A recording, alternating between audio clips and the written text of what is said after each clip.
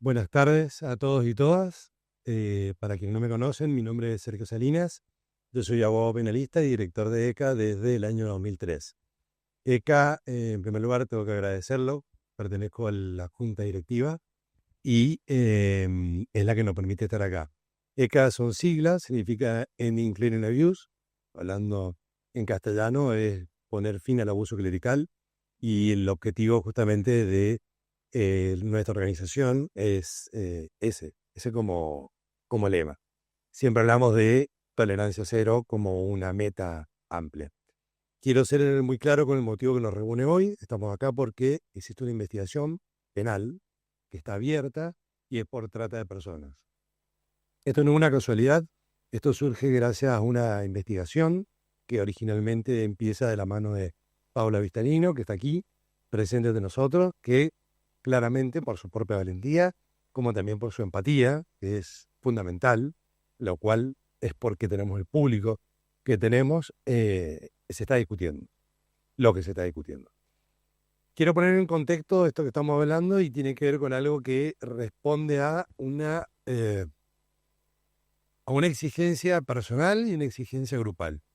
Esto comienza bajo un entorno que tiene que ver con la época que el Papa anterior, Francisco, toma una decisión frente a esta institución llamada Opus Dei. En la actualidad, esa decisión se mantiene en el tiempo, perdón por el uso del micrófono, pero van a ver que voy a hacer lo posible, se mantiene, que es la decisión de que esto no continúe como continúa, es decir, que no exista más impunidad. Esa impunidad, vuelvo, es el eslogan de tolerancia cero, pero tolerancia cero tiene diferentes expresiones, no es simplemente un eslogan. Tiene que ver con denuncias, tiene que ver con debatir, tiene que ver con lo que se conoce, y lo van a ir escuchando, el litigio estratégico, tiene que ver con rendición de cuentas, tiene que ver con muchas expresiones, inclusive hasta con reformas estatutarias, reformas legislativas, y entonces cada uno del lugar que tenemos es la idea de llevarlo a cabo. También quiero resaltar que nos acompaña aquí Sebastián Sal, que es abogado, representante de las víctimas del caso que estoy hablando.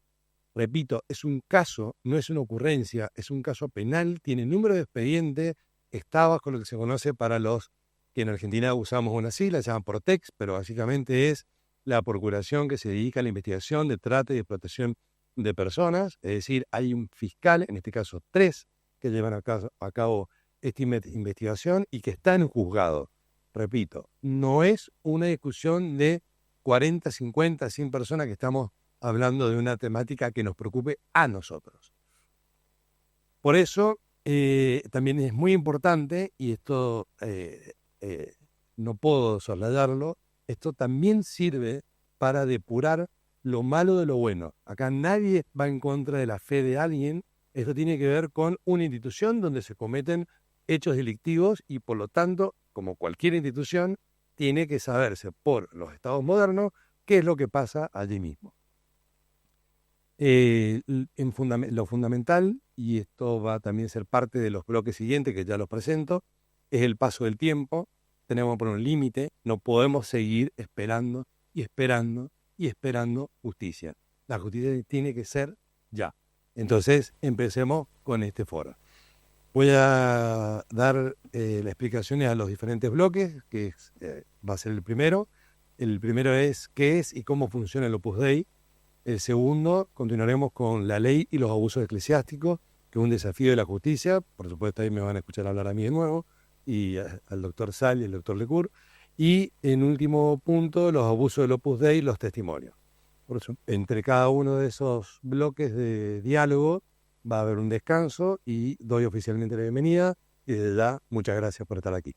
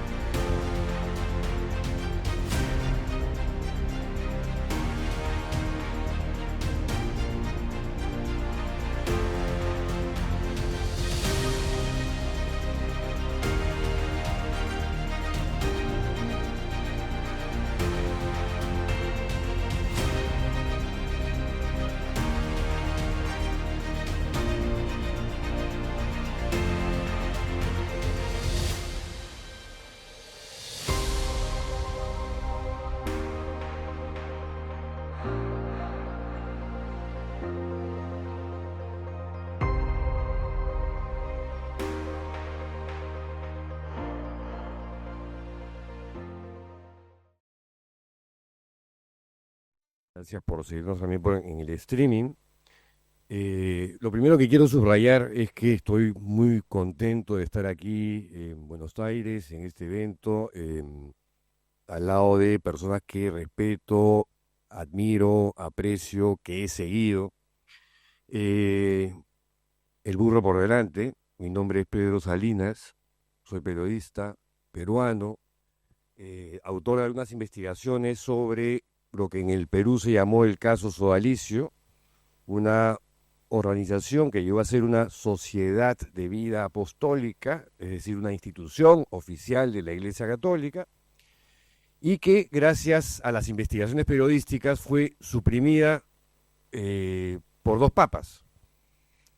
Por el Papa Francisco en la Semana Santa de este año, y que se ha mantenido esa decisión con el actual Papa León XIV o Robert Prevost, quien jugó un rol crucial en la historia del caso Sodalicio desde el año 2018.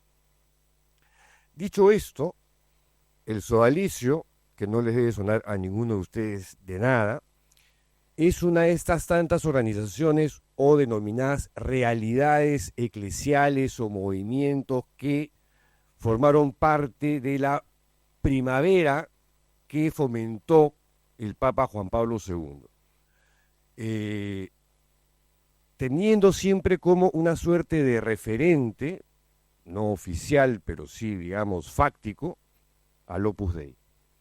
Y de ahí tenemos N cantidad de movimientos parecidos, dispersos por todas partes. El Sodalicio en el Perú, aquí han tenido además Miles Christi, entre otras cosas. Los Heraldos del Evangelio de Brasil, Lazos de Amor Mariano en Colombia, Comuniones, Liberaciones en Italia, y puedo seguir porque son 40 más, ¿no? Pero el Opus Dei es clave en la historia y realidad de todas estas agrupaciones, organizaciones de características sectarias, en mi pequeña opinión, eh, y que este hecho se abra hoy día en Buenos Aires para abrirle a discusión, porque este fue un tema que de alguna manera inició el Papa Francisco y hemos visto en algunas fotos está continuando el actual Papa León XIV.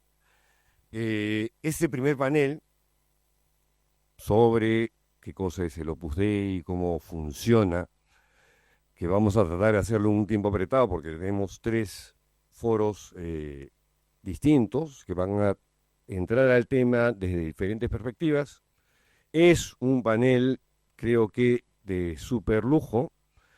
Aquí en la mesa está Paula Vistañino, quien hizo historia cuando en el año 2021 destapó en las páginas del diario La Nación de Argentina el caso de las numerarias auxiliares.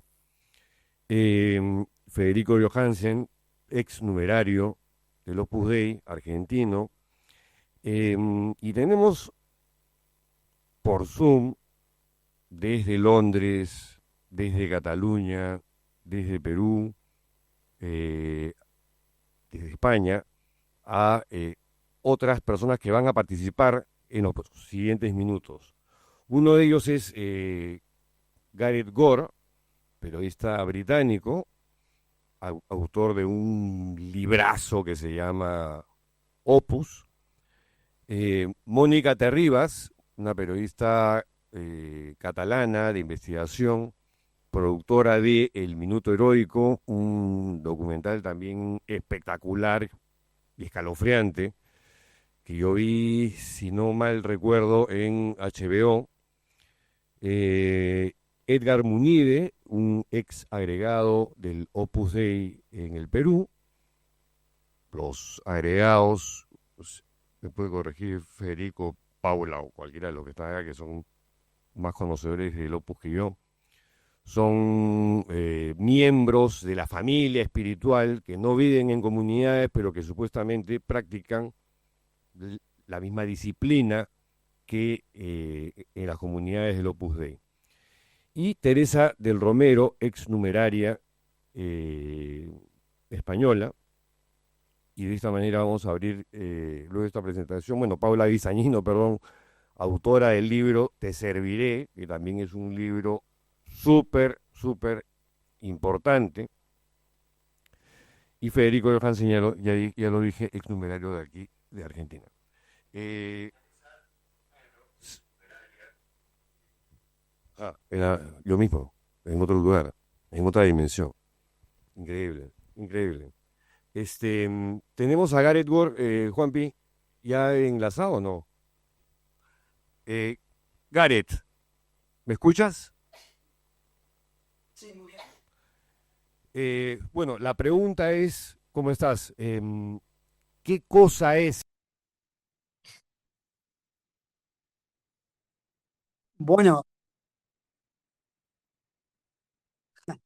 bueno, antes que nada, muy buenos días desde Londres. Lamento mucho no poder estar con ustedes en persona, sobre todo porque aquí hace mucho frío y llueve, pero les agradezco mucho su invitación. Entonces, ¿qué es el Opus Dei? Bueno, según la propia organización, el Opus Dei tiene un único propósito. Y eso es ayudar a todos a encontrar a Cristo en el trabajo, en la vida familiar y en el resto de las actividades ordinarias. Pero para mí, estas no son más que palabras vacías, diseñadas para distraer a la gente de la cruda realidad. En mi opinión, la realidad es exactamente la contraria. El Opus Dei no existe para ayudar a los demás, existe para ayudarse a sí mismo.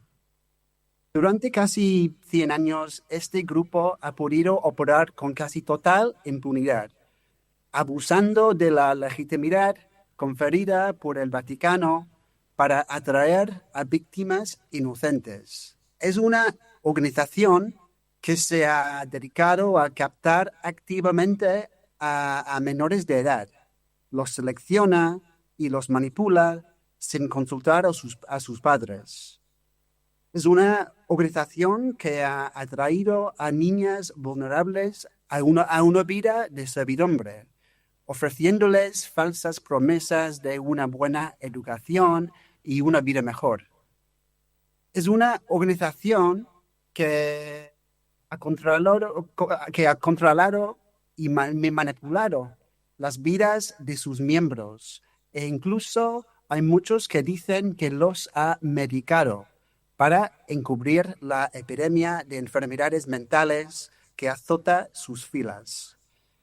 Es una organización que ha roto una y otra vez el secreto de confesión para aprovecharse de sus propios miembros.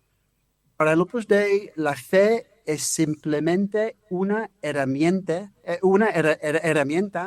que puede utilizarse para obtener dinero, influencia y obediencia en beneficio de la organización. El Opus Dei para mí es una mancha dentro de la Iglesia. En mi opinión, es una secta abusiva que no tiene ninguna consideración hacia sus víctimas ni hacia la Iglesia en general.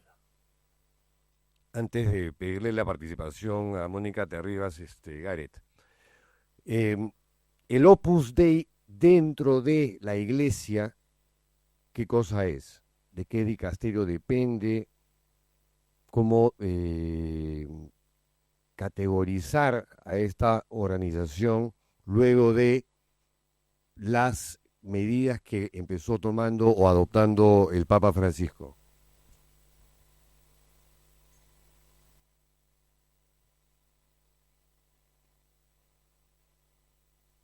¿Me escuchaste? No. Ah, no, una vez más, por favor. No, Sí. sí, te preguntaba cómo encaja el Opus Dei dentro de la institución católica. Actualmente, ¿qué cosa es? Porque sabemos que con Juan Pablo II se convirtió en una prelatura.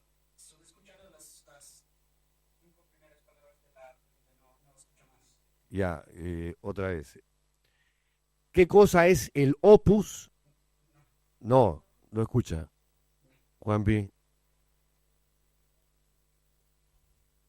Ahora, Gareth. Sí. A ver, pero una última oportunidad. Ya, perfecto. Ah, qué bueno. Era la última oportunidad. Gareth, no, ¿qué cosa es el Opus dentro de la iglesia? Porque con Juan Pablo II se convirtió en una prelatura personal, una suerte de organización privilegiada que no le rendía cuentas a nadie salvo al Papa, pero eso cambia de alguna manera con el Papa Francisco. ¿Qué es actualmente el Opus Dei? Oficialmente hablando. Personal. Y pero las cosas van cambiando. Estamos a la espera de las reformas. No sabemos cuándo van a salir. Estamos esperando casi todos los días. Y sí, vamos a ver lo que decide el Papa León. Ok, gracias Gareth por tu participación. Para ti y para los que van a intervenir en unos minutos, cuando quieran volver a participar, nos avisan, se desmutean, pero sí les pido que lo hagan ordenadamente. Gracias Gareth, fue Gareth Gore, autor del libro Opus, y ahora vamos a hablar con Mónica Terribas, periodista catalana, autora del documental El Minuto Heroico, que tiene 4 episodios. Dije que salían en la plataforma de HBO. ¿Confirmado? Confirmadísimo. Sale en HBO. Mónica, ¿estás con nosotros? ¿Está Mónica Juanpi, no? Sí, ya. A ver. Que entre Mónica. Está muteada. Que se desmutee. Tienes que desmutearte, Mónica, ¿Ahora me oís bien? lo que signifique y lo que signifique ¿Estáis eso. oyendo bien? Sí, sí, perfecto. Hola, Mónica. Vale. Gusto ¿Qué en tal? hablar ¿Cómo estáis? contigo de nuevo. Bueno, Igualmente, saludos. la pregunta es, ¿qué cosa es, desde tu experiencia periodística, el Opus Dei? Vale, mira, empiezo por el final que le habéis preguntado a Gareth a la situación actual. Yo creo que eso vincula un poco a dónde estamos y cómo la Iglesia va a tener que resolver este problema. La diferencia entre cómo estaba el Opus Dei antes de Papa Francisco y ahora es que ahora depende del dicasterio del clero, lo cual implica que cada año debe dar explicaciones de los fondos económicos que mueve en relación a los sacerdotes, que son los únicos que están vinculados realmente jurídicamente al Opus Dei y a la Iglesia. Eso es muy importante porque el vínculo que se establece psicológicamente, y ahí va ya la definición de lo que es el Opus Dei, entre las personas que se consideran miembros del Opus Dei y el vínculo jurídico no tiene nada que ver. ¿Por qué? Porque los que realmente están vinculados al Opus Dei como organización que depende de la Iglesia Católica son los sacerdotes, el resto no. El resto es un vínculo, podríamos decir, emocional, es un vínculo construido a través de toda una serie de pasos, yo diría hasta una liturgia que te lleva a pedir la admisión, luego hacer la oblación, luego hacer la fidelidad y luego sentirte que cumpliendo normas vas a ganarte el cielo, pero a lo que estamos ante una organización, una institución que depende de la Iglesia, pero en la que los laicos se sienten tan miembros como los sacerdotes del Opus Dei para cumplir todos los requisitos que el Opus Dei obediencia como vínculo fundamental entre todos ellos, obediencia al Opus Dei y al Padre Fundador, y a partir de ahí, dentro del Opus Dei, y ahí voy a lo que a cómo definirlo, creo que se produce una sistémica en el abuso espiritual y la coerción psicológica de todas y cada una de las personas que acaban siendo miembros de esa organización. Por lo tanto, hay muchísimos miembros dentro de la obra, supernumerarios, numerarios, agregados, cooperadores incluso, que no se sienten en absoluto abusados espiritualmente porque están dentro de la lógica de lo que les pide y se sienten bien y felices, etcétera, y que quizá nos estén siguiendo y a los cuales deseamos, pues naturalmente, toda la fidelidad y la felicidad que puedan alcanzar, pero hay muchísimas personas que ya se han salido del Opus Dei históricamente, que se están saliendo y quizá lo están dudando a día de hoy, que consideran que son víctimas de un abuso espiritual. Y el abuso espiritual es cuando, en nombre de Dios, tu vida se somete a toda una dinámica de normas que hacen que tu juicio, tu propio juicio, tu criterio, tu independencia, tu libre albedrío desaparezca. Cuando tú anulas la personalidad de la persona y la sometes a la personalidad del colectivo, a la personalidad colectiva, en esa frase tan propia de la obra, que es la humildad colectiva, desaparece la voluntad propia. Y cuando desaparece la voluntad propia, la persona se anula. Y cuando la persona se anula es cuando cae en depresión o cuando cae en el sinsentido. ¿Qué hago yo aquí? Si todo aquello que está pasando no lo puedo discutir, si todo aquello que están diciendo no responde a mi identidad sexual, psicológica, mental, de todo tipo, incluso profesional. Y entonces esa dinámica en la que entran las personas que se sienten víctimas de esa coerción psicológica, de ese abuso espiritual, son tan respetables y merecen tanta atención como aquellas que están dentro del Opus Dei se sienten en estos momentos felices y realizadas, ¿no? Entonces, creo que cuando definimos el Opus Dei no nos podemos quedar con la definición de estructura solo, sino mirar cómo la define cada uno de los miembros que ha formado parte de la obra, ¿no? Porque todos y cada uno de ellos, la suma de cada experiencia es la que hace el colectivo, ¿no? Entonces, a partir de ahí podríamos discutir pues dinámicas económicas que Gareth las conoce infinitamente mejor que yo, ¿no? Pero el fondo del fondo es que cada miembro de la obra, por la dinámica estructural que hace pasar la institución por encima de la persona, se convierte en un instrumento de coerción psicológica y de abuso espiritual. Ahora, ¿dirías que es una secta, no?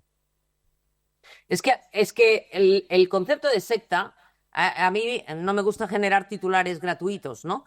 La exposición de cada persona a esa definición, yo lo he dicho muchas veces cuando hablaba del Minuto Heroico y cuando se lanzó el 7 de febrero los 4 episodios del Minuto Heroico, yo creo que esa es como cuando una persona dice, soy un comunicador. No eres un comunicador. Comunicador te lo tienen que considerar los que te escuchan o los que te ven, ¿no?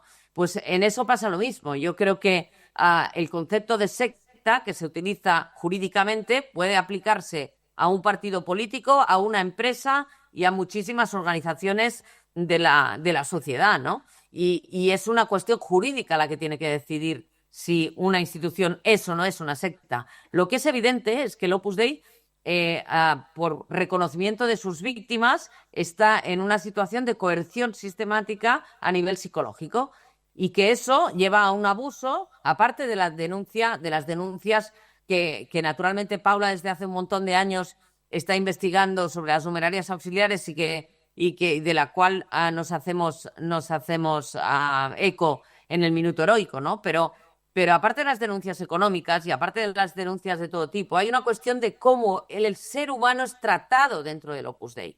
Y eso, para una persona será secta y para otra no lo será. Y entonces, desde el punto de vista legal, habrá gente que lo considere, al final, veremos qué ocurre en los casos que puedan abrirse en el futuro, pero lo que se está discutiendo ahora a nivel jurídico no es si es una secta o no, es si es una organización que ha realizado abuso en trasplantar a la gente de un país a otro, ¿no? El tráfico de personas. Pero la cuestión de si es o no una secta atañe a cada país y a cada legislación en cómo lo consideren, ¿no? Una pregunta final, Mónica, antes de pasar al siguiente invitado por Zoom. En lo personal, como profesional, ¿qué sensaciones o qué impacto tuvo en ti? Es una pregunta de carácter personal, reitero. cuando elaboraste el documental de El Minuto Heroico? Cosas más fuertes A para ver, ti. yo he aprendido muchísimo de la fortaleza y de las fragilidades del ser humano, porque cada persona que yo he conocido a raíz de la investigación forma parte de un aprendizaje, ¿no? En cómo los mecanismos mentales de cada persona actúan delante de esos sistemas de coerción. Lo que para una persona, lo que para Belén es un impacto tremendo, para Alicia es otra cosa, ¿no? Entonces, cada una de las personas que son protagonistas del Minuto Heroico, las 13 y todas las que hay detrás, tienen una experiencia distinta, pero la clave está en ver cuál es el común denominador de todas ellas para saber que María, que Alicia, que Fátima, que Belén, etcétera, han sido víctimas de una estructura abusiva, ¿no? Y darse cuenta de lo que ocurre a nivel humano, ¿no? Aparte de ser una experiencia de aprendizaje importante y darse cuenta que el Minuto Heroico a mí me ha ayudado también a pensar en todas las estructuras humanas que son susceptibles de convertirse en estructuras abusivas psicológicamente, que le damos mucha importancia y y tiene que seguir así, al abuso físico, sexual, etcétera, y denunciarlo día sí día también, sin duda y sin ningún reparo, pero no olvidemos el abuso psicológico, porque tiene consecuencias de muchísimos años en el carácter de las personas, ¿no? Gracias, Mónica, por tu participación. Si quieres Solo falta- intervenir más adelante, lo puedes hacer. Ya sabes, tienes que desmutearte, como dicen por acá. Ahora tienes que mutearte, porque le vamos a dar pase a Edgar Munive, ex agregado del Perú. Edgar, si nos estás escuchando, bienvenido. ¿Qué tal, Edgar? Bueno, la pregunta que estamos haciendo para iniciar este foro es: ¿qué cosa es el Opus Dei? Una pregunta, la verdad, bastante difícil, pero yo podría responder ahora que el Opus Dei es una gran estafa espiritual. Cuando leí Anferim Matuendum, el 22, comprendí de que prácticamente era una gran estafa espiritual porque fuimos manipulados. Perdón, Edgar, espiritual. ¿podrías Sí. repetir cuando leíste qué?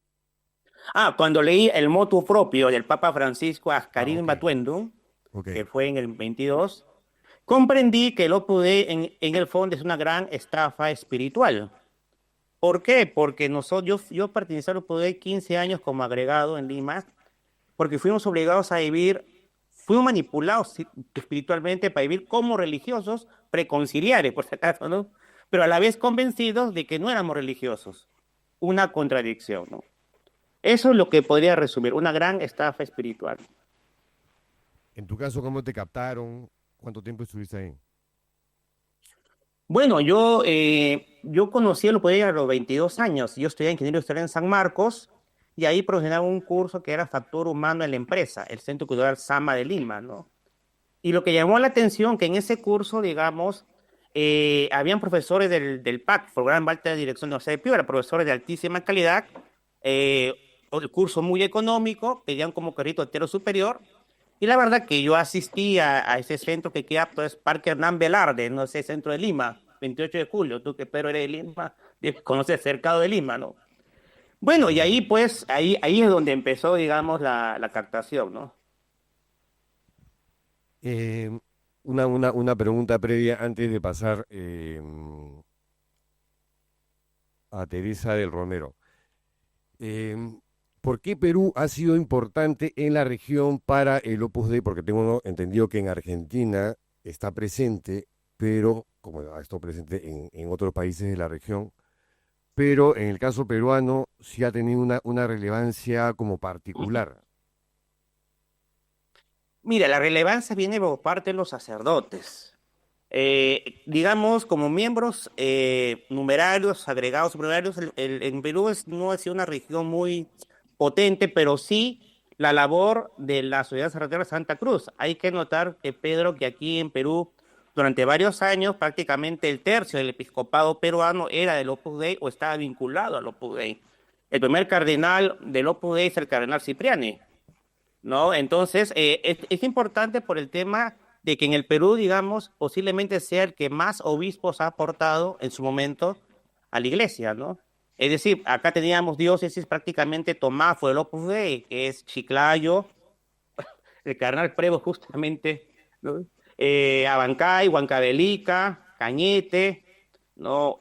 Cusco, etcétera, y Lima, ¿no? Por ahí viene la relevancia.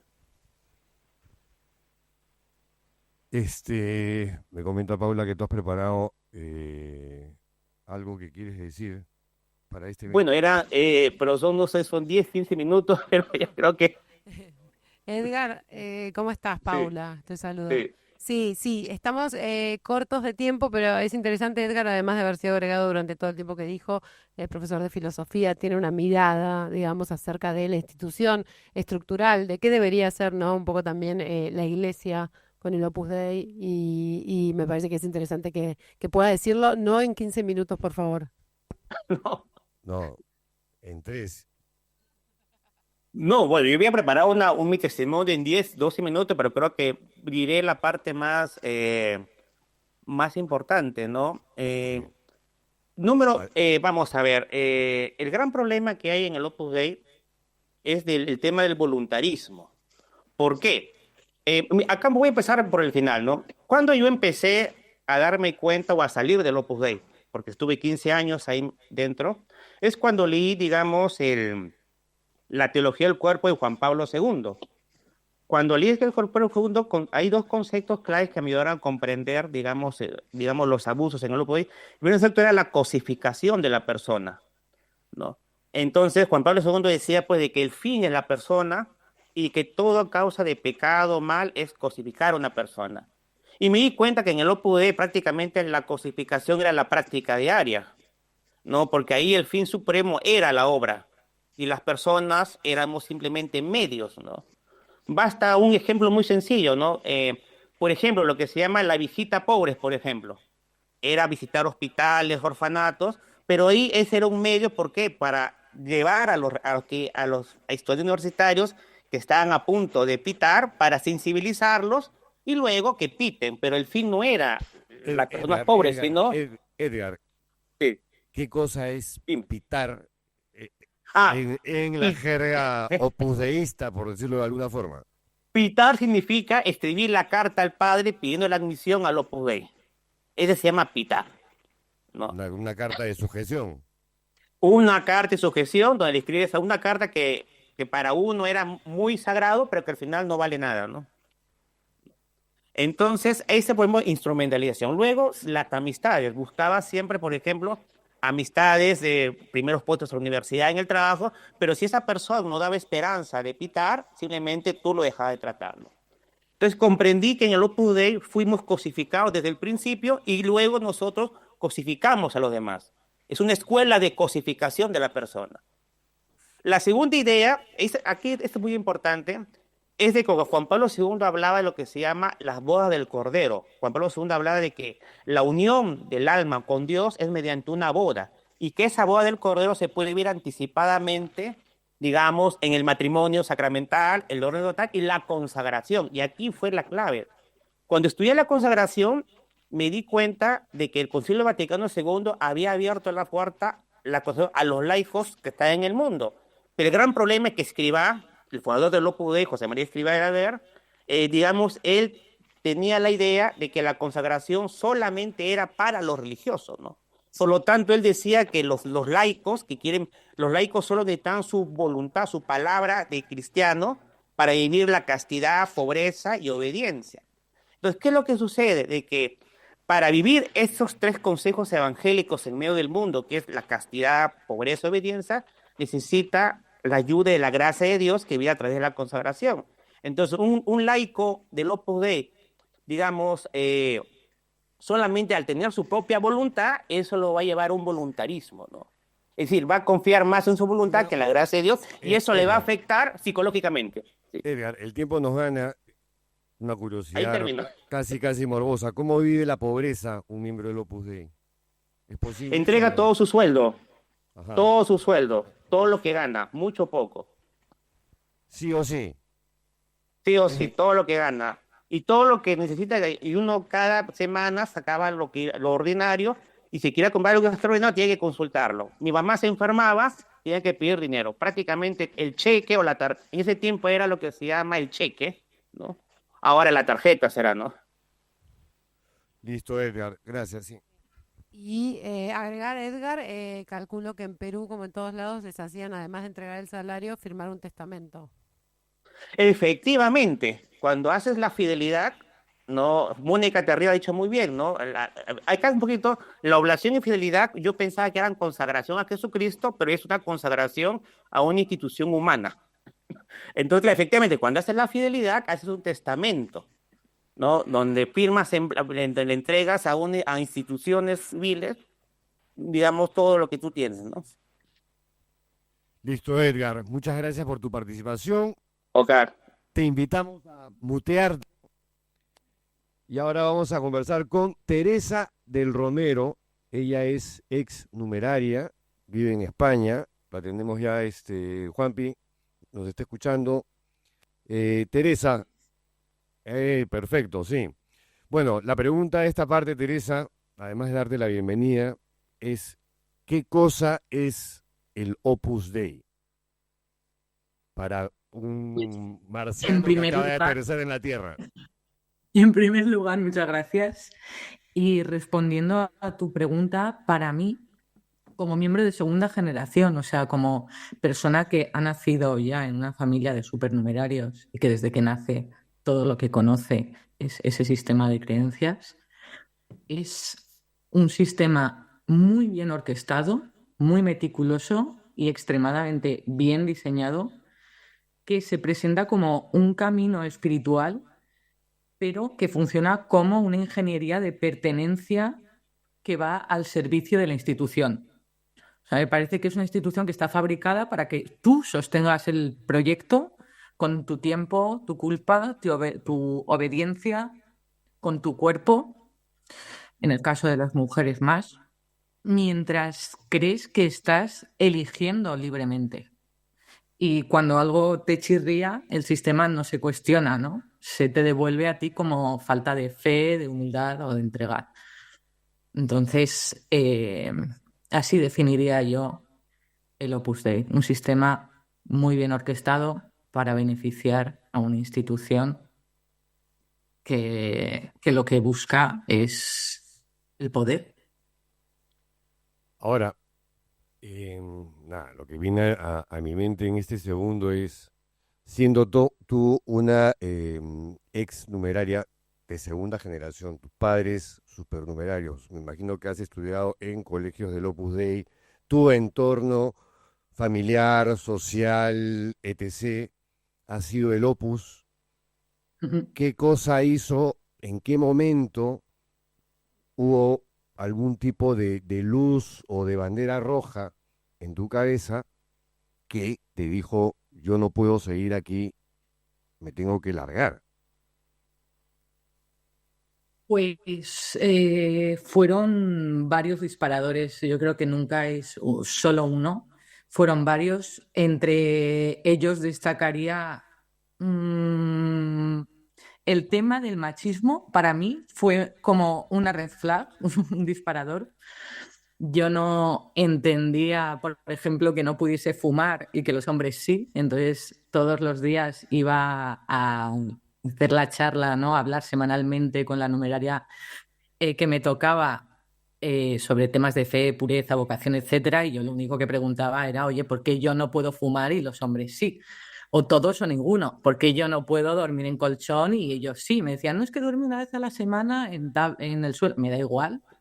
Yo también puedo dormir una vez en el suelo. Bueno, este tema de la enorme diferencia entre hombres y mujeres fue una de las cosas que a mí me despertó, porque además lo que se me contestaba cuando yo hacía estas preguntas era temas de pureza. Y yo decía, ¿pero qué tendrá que ver que yo sea casta y pura con fumar o no fumar? ¿No? Y, Teresa, perdón, Paula. sí, ¿Cómo estás?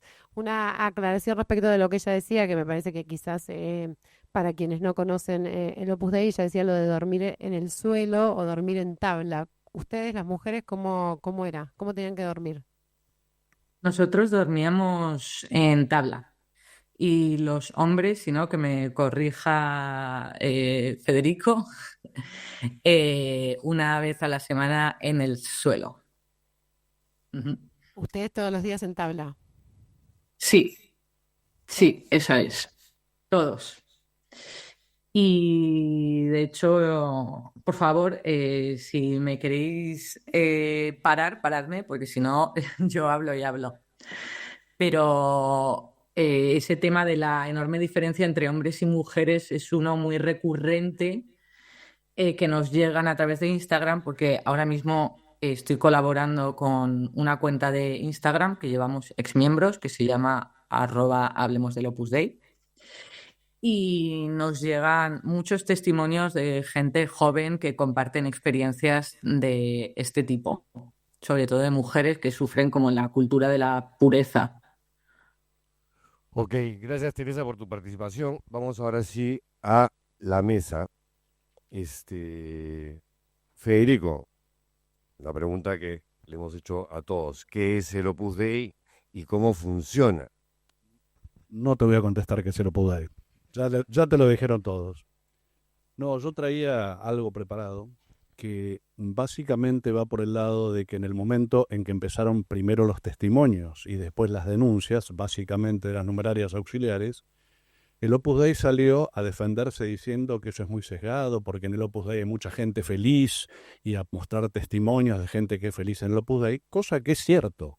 En el Opus Dei hay gente feliz. Yo, en los momentos en que estuve en el Opus Dei, pasé momentos de felicidad. Pero lo que quiero dejar en claro es que, aunque hoy sean felices, el proceso de incorporación al Opus Dei tiene 3 engaños sucesivos. El primer engaño es que si tú quieres ser marista, carmelita descalza o palotino, vas a un lugar que dice hermanos maristas, carmelitas descalzas, palotinos. Vas a un lugar donde ya sabes a dónde estás yendo. Cuando vas a un centro del Opus Dei, desde que el cartel puede decir el CUDES o cualquier cosa, no sabes a dónde estás yendo y normalmente a lo primero que te invitan cuando eres chico es alguna actividad que no tiene absolutamente nada que ver con la religión. Campeonato de fútbol, escuela de aeromodelismo o, en el caso peor de las numerarias auxiliares, que ya es extremo, es vení que vamos a hacer estudiar para darte un título secundario que por ahí no podés obtener en el lugar donde estás. O sea, primer engaño, te llevan a un lugar que no sabes dónde es. Primero.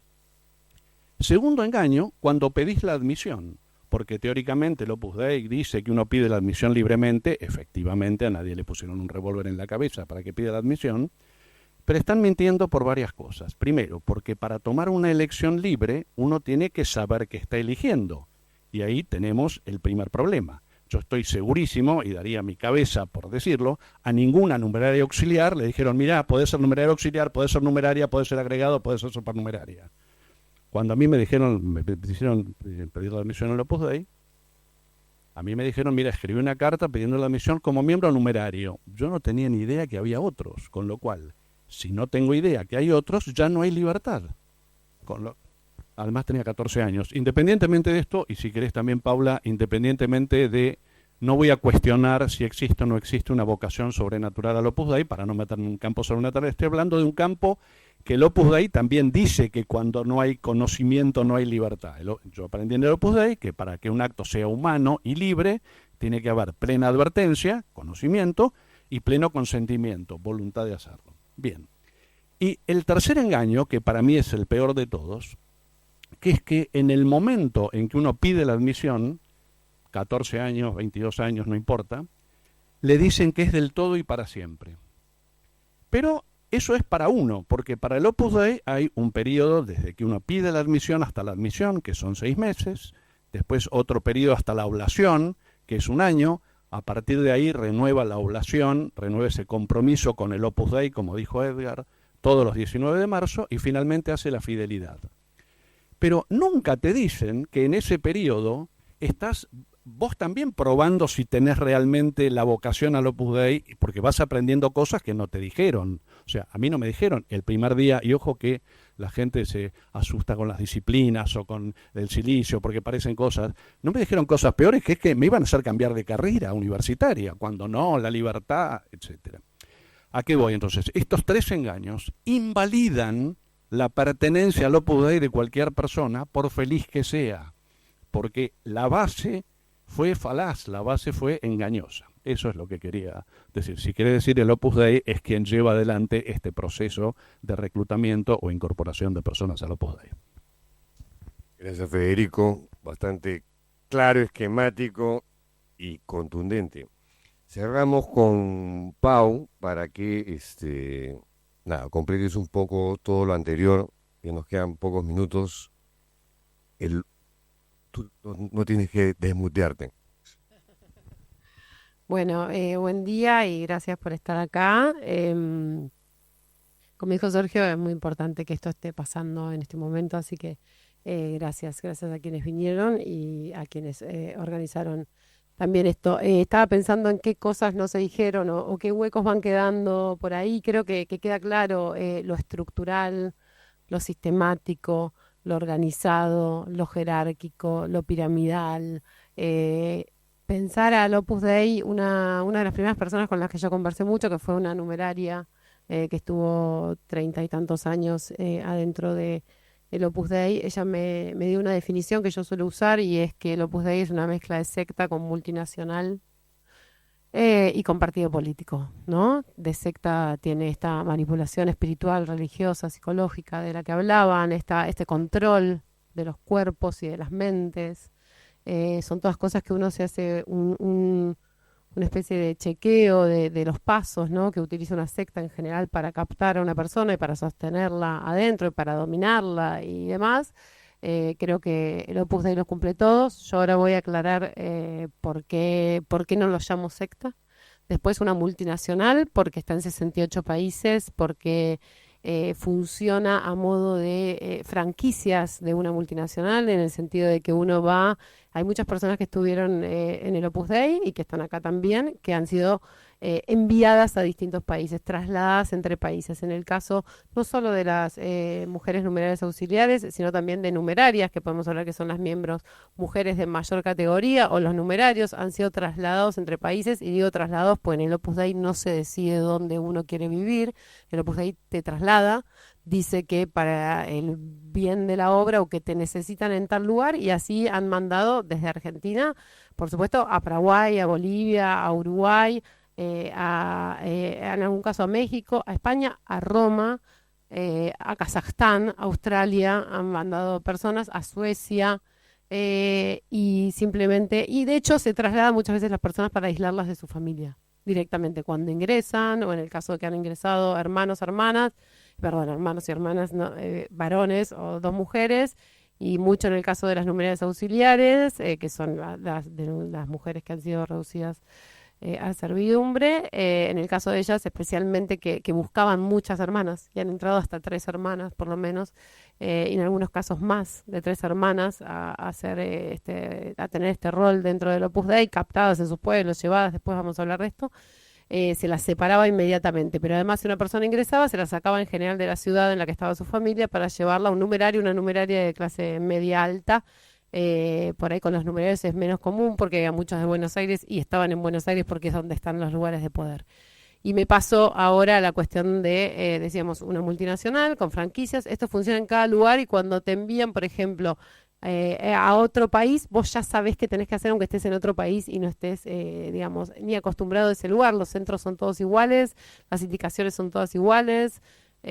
Mónica citaba una frase hace un rato, lo de la humildad colectiva, y yo siempre cito una frase que me repitieron casi todas las personas que entrevisté, que es que en el Opus Dei se dice que quien obedece nunca se equivoca, ¿no? Y eso, para aplicarlo en que no hay nada para decir, no hay nada para cuestionar, simplemente con obedecer. Bueno, conocemos un poco, ¿no?, de qué se trata la obediencia debida, sería también, que es la idea de que uno simplemente no es responsable de lo que hace, sino lo está decidiendo, está obedeciendo, está ejecutando lo que alguien más le dice. Y cualquier cuestionamiento en general se responde de esta manera, que quien obedece nunca se equivoca, o bueno, diciendo que no es de buen espíritu hacer determinada cosa. Y la última pata, que es la de el partido, bueno, la multinacional también tiene el condimento del dinero, ¿no? El Opus Dei antes, esto me lo dijo Agustina López de los Mozos, que me gustaría nombrarla porque fue una de las primeras personas con las que hablé y me ayudó, es una exnumeraria periodista española que ha hecho este sitio opuslibros.org, donde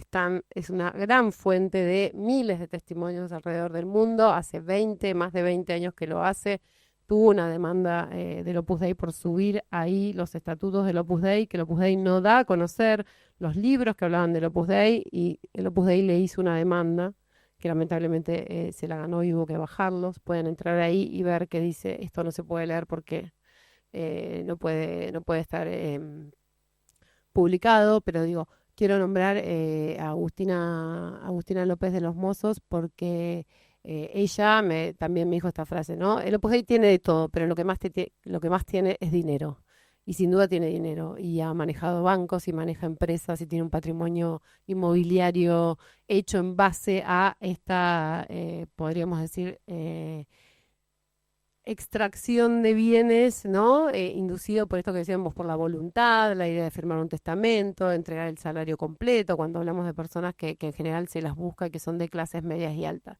Esa es la otra pata, y la última es la de partido político. ¿Por qué? Porque tiene vocación de poder, que lo puse ahí. Porque busca ocupar espacios de poder, porque busca ocupar en el Estado y en lo privado, busca ocupar lugares de poder, por un lado económico, político, le interesa, y por eso creo que esto traspasa lo que pueda interesarle a quienes fueron parte del Opus Dei o quienes fueron afectados o afectadas por el Opus Dei, y nos interesa a todos y a todas, digamos, como parte de la sociedad, porque el Opus Dei está en un montón de lugares que, como decía Federico, no vemos, no conocemos, porque están operando de alguna manera, ¿no? En el Congreso de la Nación, por supuesto, en la política, también en el sistema económico, ni hablar en la justicia, por supuesto.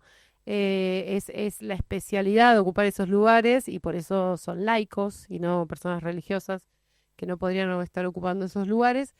Pero, y me interesa para no extenderme, bueno, Gareth sabe muchísimo de lo económico, de los movimientos de dinero, no llegamos ahora con eso, pero me interesa cuando decíamos lo de la palabra secta.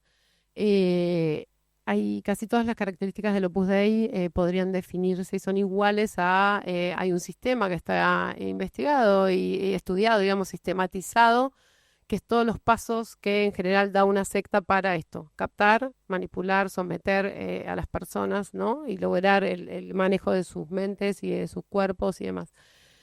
El Opus Dei, si no tiene todas, tiene casi todas. Y sin embargo, yo considero que no podemos llamar secta a una institución que pertenece a la religión más popular y legítima que hay en nuestro país y en nuestros países y prácticamente en el mundo, que es la Iglesia Católica. Porque el Opus Dei está inscrito en la Secretaría de Culto de la Argentina, por hablar solo de la Argentina, porque el Opus Dei todo el mundo sabe que funciona y está ahí. No es que a alguien se le ocurrió a la vuelta de casa hacer una organización y salió a convocar gente, sino que esto está legitimado y habilitado por la Iglesia Católica. Más allá de los engaños de los que podríamos hablar respecto de qué estatutos presenta el Opus Dei a la Iglesia Católica y demás, la Iglesia Católica le dio nada menos que el lugar de prelatura personal, la única de la Iglesia Católica, la única con esos privilegios. Y los estados democráticos han permitido que funcione, y no solo han permitido que funcione, sino que en muchos casos han ayudado a financiar.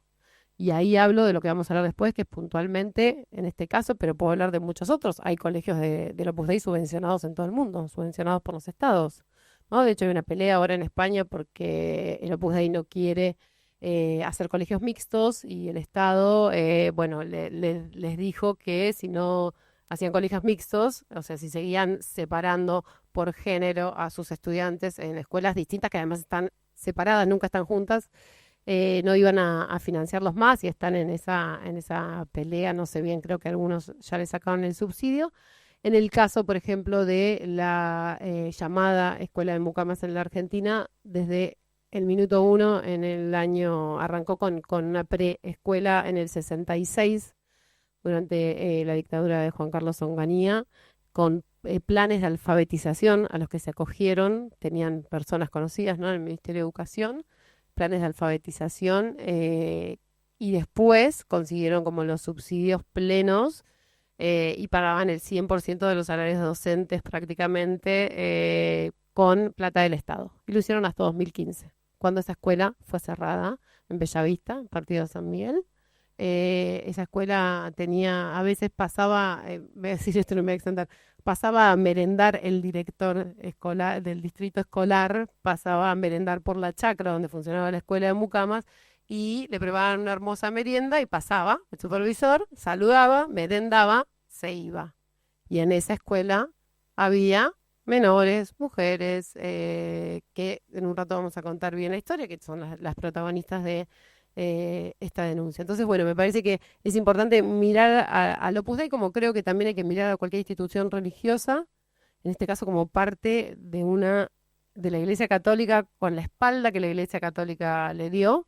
Creo que el Opus Dei se aprovechó de la Iglesia Católica porque en muchos casos fue y se acercó a las personas en nombre de la Iglesia Católica y luego les dijo: yo soy el Opus Dei, no de entrada. Y que los estados también lo han permitido, y sucedió no solo en dictadura, sino que también sucedió en democracia, y hasta antes de ayer, no, hasta hoy. Hoy todavía hay personas que viven en casas, centros del Opus Dei, de la manera en la que lo estamos contando. Te tengo que mutear. Sí.